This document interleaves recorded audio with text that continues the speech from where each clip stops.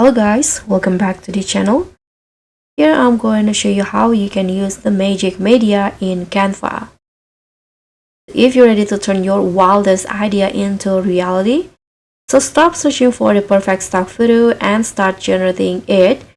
So the Canva's magic media tool is a total game changer. So it will allow you to create custom images, video, graphics, even 3D media just by typing a prompt. So what you need to do, find the magic media options inside Canva.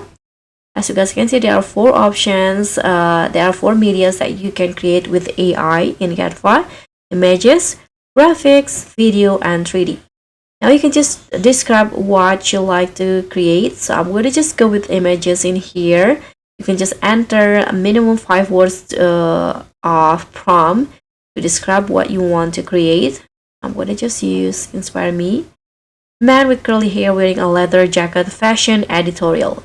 So let's try that. Click on generate images here, and Canva will give you some options in here, and you can just choose which one that you like based on this result. I think I'm going to go with this one.